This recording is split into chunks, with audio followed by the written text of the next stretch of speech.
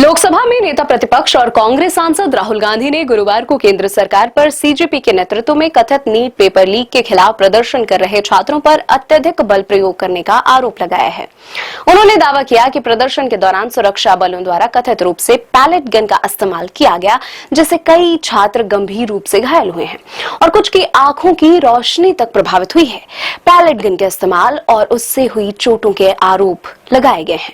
Delhi police और सरकारी पक्ष इन आरोपों से इनकार कर चुके हैं। मामले को लेकर अलग अलग पक्षों के दावे सामने आए हैं। घायलों से मुलाकात के बाद मीडिया से बातचीत में राहुल गांधी ने घायल छात्र साहिल का जिक्र करते हुए कहा कि शांतिपूर्ण प्रदर्शन के दौरान उसके चेहरे पर पैलेट गन लगा, जिससे उसकी एक आंख बुरी तरह क्षतिग्रस्त हो गई है। उन्होंने कहा कि डॉक्टर भी यह नहीं बता पा रहे हैं कि उसकी आंख की रोशनी दोबारा लौट पाएगी या नहीं।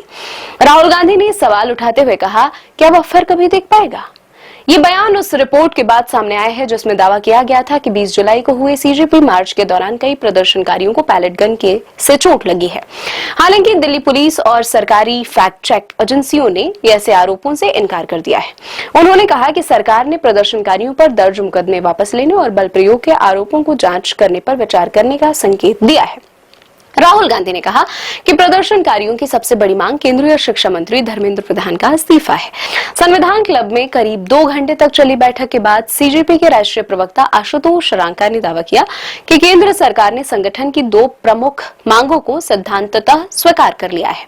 रांका के मुताबिक आत्महत्या करने वाले नीट अभ्यर्थियों के परिजनों को 1 करोड़ रुपए का मुआवजा देने के प्रस्ताव पर सिद्धांततः सहमति जताई गई है।